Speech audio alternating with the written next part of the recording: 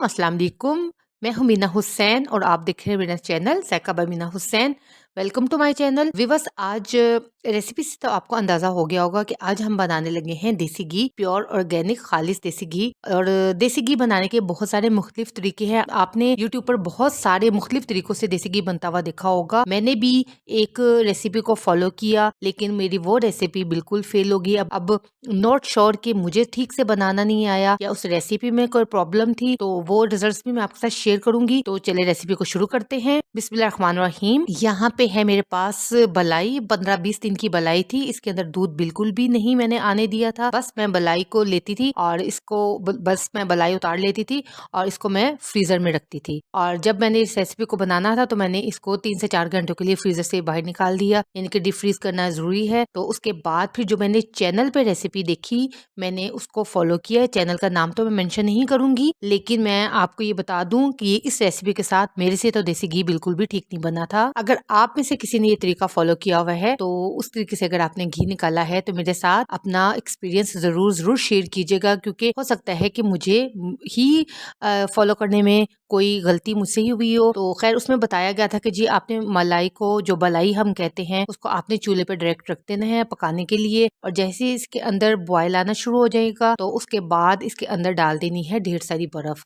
और व्यूअर्स, आप देख सकते हैं कि अभी से हल्का हल्का इसके ऊपर माशाल्लाह से घी नजर आना शुरू हो गया है, क्योंकि मेरे पास जो दूध है बिल्कुल खालिस है। मैं इस टाइम पे पंजाब के गांव में रह रही हूँ, तो हमारी अपनी माशाल्लाह डेयरी फार्म है और अपनी गाय और भैंसों का दूध है। यहाँ पे जो हमारे घर में दूध आता है वो खालिस गाय का दूध आता है। भैंस का दूध जो है हम मतलब ज्यादा पसंद नहीं करते। तो हमारे पास है ये मेरे पास है ये गाय का दूध जिसकी बलाई है। तो जैसा रेसिपी में बताया गया, बलाई को अच्छे सारे बॉयल आए और बॉयल आने के बाद उसके अंदर फिर बर्फ को डाल देना है। ढेर सारी बर्फ डालनी है जिससे इसका टेम्परेचर जो है वो नॉर्मल हो जाएगा। और इसके बाद इसको उठा के तो 3 से 4 घंटों के लिए फ्रिज में रखते हैं। और उसके बाद इसके ऊपर से घी की तह बनना शुरू हो जाएगी और आप उसको उतार लें। मैंने बिल्कुल ऐसे ही किया था, लेकिन फ्रिज के अंदर वो जो घी की तह थी बिल्कुल भी सॉलिड नहीं हुई। फिर मैंने इसको, अब आप देख सकते हैं, फिर मैंने इसको रख दिया फ्रीजर के अंदर। और फ्रीजर के अंदर रखने के बाद फिर क्या हुआ कि जो बलाई के ऊपर जो घी निकला था वो भी, और जो इसके अंदर बर्फ वाला पानी था वो भी, सब कुछ जो है वो एक साथ ही इकट्ठा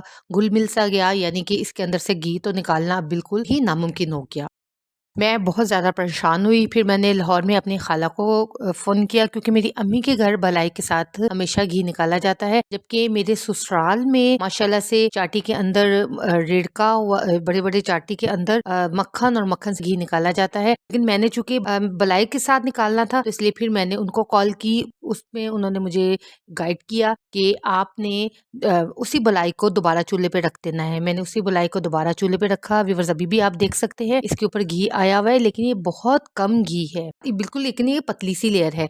इसके बाद अब इसके अंदर डाल दिया मैंने तकरीबन आधा कप के करीब गेहूं का आटा, गंदम का आटा। अब देसी घी बनाने के लिए बलाई के अंदर से जो देसी घी निकालेंगे, उसके अंदर आटा डालने की क्या रीज़न है?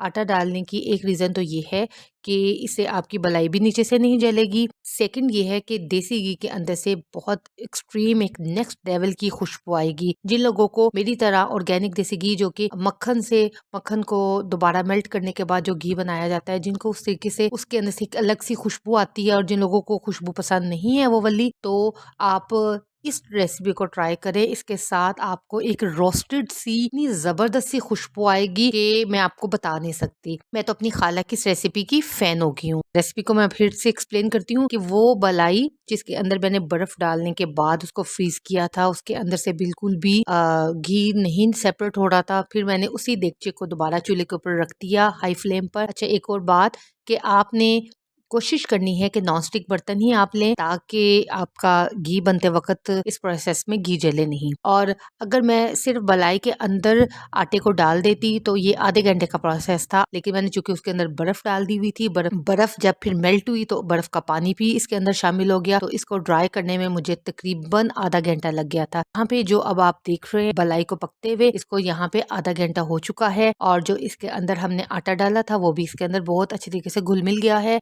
लम्स भी गायब हो गए हैं। लेकिन अभी आपको यहाँ पे मजीद और 1 घंटा लगेगा मजीद, क्योंकि जाहिर बात है कि खालिश चीज और ऑर्गेनिक चीज और उसके बाद बलाई के अंदर से पूरी के पूरी घी को निकालने के लिए, ताकि हमारा थोड़ा सा भी कोई भी चीज वेस्ट ना हो, तो उसको फिर टाइम देना पड़ेगा। टाइम लगता है 10-15 मिनट के अंदर अंदर कभी भी देसी घी बन के तैयार नहीं होता। आधा घंटा और आधे से 1 घंटा तो ज़रूर ही लगता है। अब आप देख लें कि मलाई की क्वांटिटी भी कितनी कम होगी और माशाल्लाह से इसके ऊपर घी भी नज़र आना शुरू हो गया। लेकिन अभी भी ये तैयार नहीं है। ये तैयार तब होगा जब इसके अंदर जो हमने आटा डाला था वो बिल्कुल छोटे छोटे चंक्स में बन जाएगा, लाइक जैसे कि सूजी। और इसके अलावा एक और इसका टिप ये है कि जब ये बिल्कुल फ्लफ़ी और लाइट वेट हो जाए, यानी इसके अंदर जब आप चम्मच चलाएं तो आपको इसके अंदर आटा बिल्कुल भी फील ना हो, बिल्कुल आपको ये भारीपन फील ना हो, तो इट मीन्स कि हमारा देसी घी माशाल्लाह से तैयार है। अभी आपने देख भी लिया कि आटे का कलर भी कितना खूबसूरत सा आ गया है। अगर आप चाहते हैं कि आपको इतना ज़्यादा कलर अगर आपको नहीं पसंद, तो फिर आप अभी इसी स्टेज पे ही फ्लेम को ऑफ कर दें। लेकिन मुझे थोड़ा सा अच्छा ज़्यादा खुशबूदार कलर चाहिए था, तो इसलिए मैंने मज़ीद 5 से 6 मिनट इसको दे दिए थे। देख लें माशाल्लाह से टोटली घी मलाई के अंदर से सेपरेट हो गया है और आप घी की क्वांटिटी भी देख सकते हैं।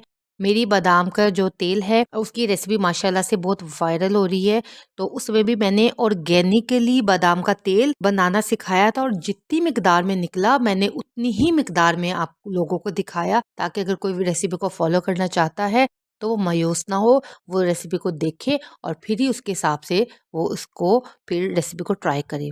मैंने एक स्ट्रेनर को नीचे रखा और उसके बाद इसके ऊपर मैंने मलमल का कपड़ा रखा, ताकि जो आटे के पार्टिकल्स हैं बिल्कुल भी इसके अंदर ना जाएं।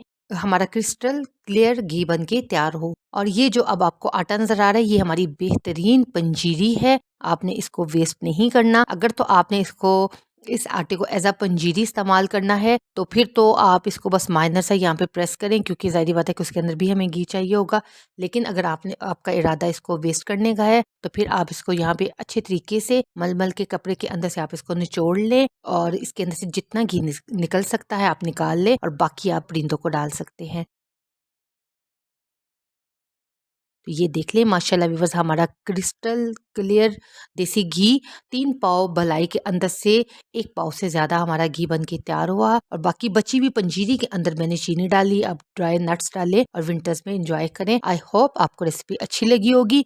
मिलेंगे इंशाल्लाह किसी और रेसिपी के साथ, तब तक के लिए अल्लाह हाफिज़।